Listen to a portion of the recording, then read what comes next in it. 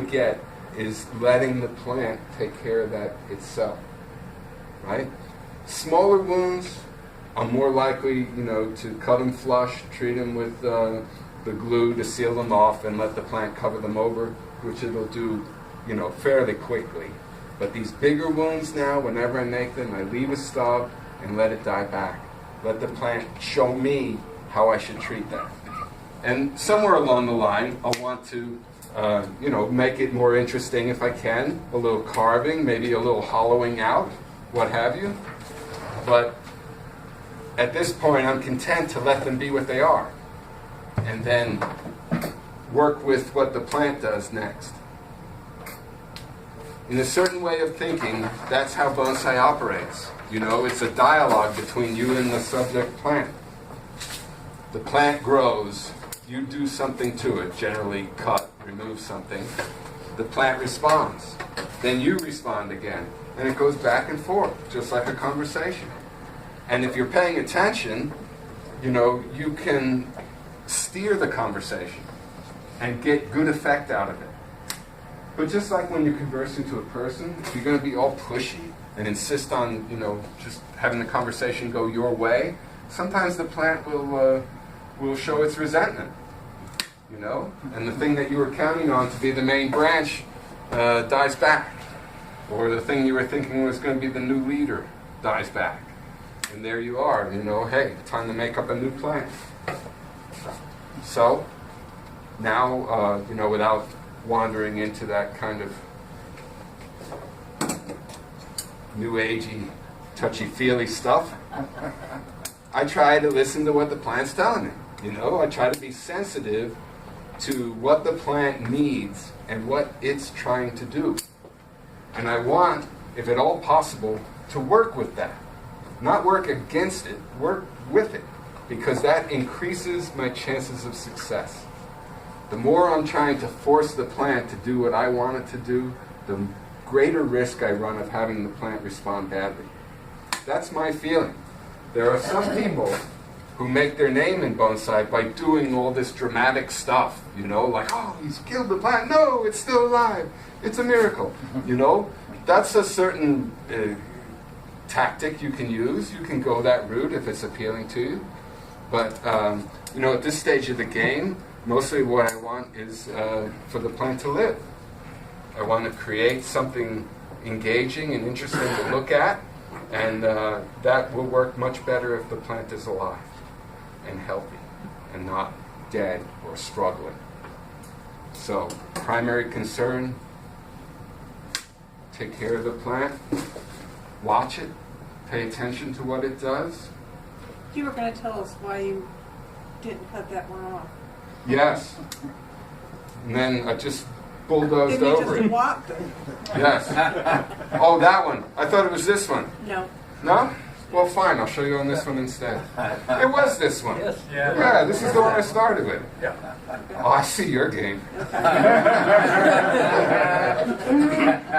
There's one in every crowd. It sometimes takes a while to recognize who it is. Sooner or later. All right, so here, I've got this kind of conglomeration going on back here. And some of it is just dead stubs. They'll remedy themselves by and by. But there's a lot of, actively growing points here. Too many. And I think this one is most expendable. I'm going to take it out. Oh, look at that. That helps. So down here, this might be excess, or this might be excess. I don't think I need both of them. I like this one better. It's more interesting. I pick up the greater difference in caliper, right? And again, this will fatten up. It won't always be a little thing like this. But it creates more interest because of its downward movement. And it has its own kind of upswing, right? Done by the plant instead of by me cutting it and forcing it to regrow. So I think I'm going to keep that one and take off the better developed one. How am I thinking about this right now, design-wise? I'm thinking about having parts distributed all around so that each has its own access to the light, right? There's a little bit of competition goes on within any tree. Sometimes it's fatal competition, upper part with the dominant position wins out and the lower one dies out. That happens all the time. But in arranging a tree like this, consciously choosing where parts will be and where they won't, it's good to pay attention to the plant's need for sunlight and give everything access, right? You'll notice I'm letting this one remain long and this one remain long because I'm not certain what to do with this one. I know what I want to do with this one, but now that you've expressed interest in it, I'm going to wait till the very end to show you. Sorry. All right. I'm looking at... She goes to the bathroom. I'm not sure I like this being here. I like the idea of something kind of working this zone here because that would happen. You know, logically, if there's access here, something's going to grow up to fill it. But maybe, after this grows in, that will be less of an issue, right? Because there'll be something here. We've got this, there'll be something here, there'll be something here. That makes me feel better about taking this out. Okay. So these things angle out. Why do they angle out? Because there's going to be a crown here, a canopy that's blocking the sun. They have to angle out in order to get access. Once they get to a point where they can have access, then parts start moving up. Okay. So this deal right here, I'm really not sure about it. I think I need something over on this side. And then that makes me wonder, like, well, then do I need this one? I don't know. I don't know right now. So I'm not going to make a choice. I'm going to leave them both. You know, simple enough to take something away. Wait and see. Well, one of the things, too, I guess, is because I don't look at the tree and say, okay, go away from the rules. But anything on the underside. Yeah. So you're doing that on purpose, then? Yes. Because this is something I learned from Dan Robinson. He pointed it out to me. Because I noted it on his trees. Branches that do things like this branch is doing. Only he really exaggerates it. Sometimes he'll have a branch come down and angle different ways and then come up over here. And I say, damn, that looks strange. And then he'd take me out and show me a tree in the forest, an old tree, you know, 700-year-old Doug fir. And what do you see? You see branches doing that. So then it becomes a matter of taste. Well, I don't do that because I don't like that look. That look looks bad to me. It makes the tree look unkempt. It makes it look like I don't have a good idea for the design. I'm just letting it do whatever it wants, which is exactly the criticism that Dan gets for a lot of his work, and Walter Paul too, because they're thinking and creating in a naturalistic vein, and then the audience is interpreting in a more traditional vein. And so a lot of the stuff doesn't look good because it's not what they're expecting to see. So what I want to do is pull this down like so. In nature, again, you have a branch that's growing, something happens. It gets truncated. And then some part that was secondary is in position to carry on and now be the main line. What happens to it? Well, something could damage it too, and then you get that succession. But also, it could survive for a certain amount of time where it extends really far out. Well, this is really far out, isn't it? Yes, but this is a young plant.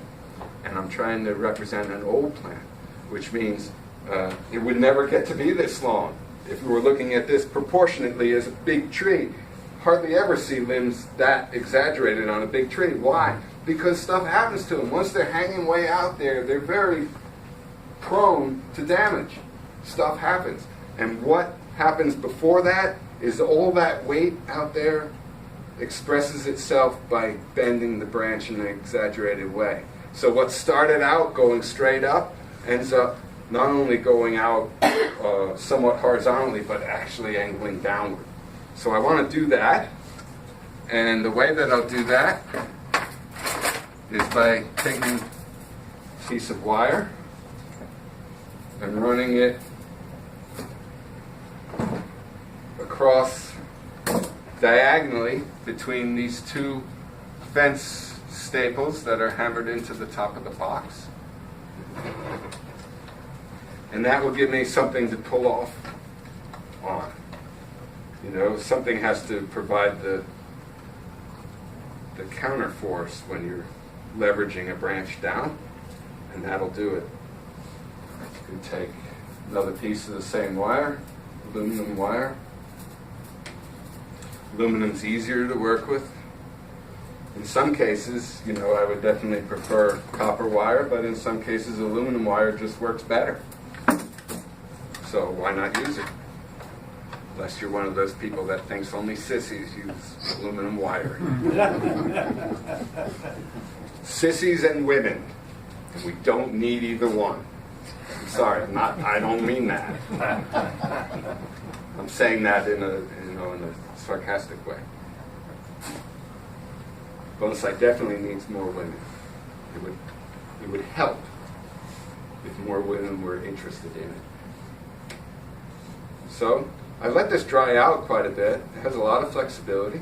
How much does it have? Well, we could find out, but I'd rather stop just short of finding out. We wrap it around here. Why not protect that? Well, because there's no way in the world I'm going to use all of this. So protecting it would serve no real practical purpose because it's going to get cut. Most likely it's going to get cut back here, maybe here. See, there's a little one here that could grow out and create a different kind of movement. That's another thing to be careful of. And I know from my own mistakes, a lot of branches that I shaped early on, when you looked at them from the front, they had lots of movement.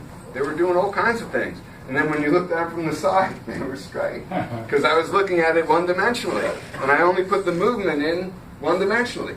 And then, you know, later I realized, well, you got to think in the round. And so instead of cutting to one that's going up or down, maybe you cut to one that goes to the side. And then you're building more interest in the movement of that branch. This is very picky stuff.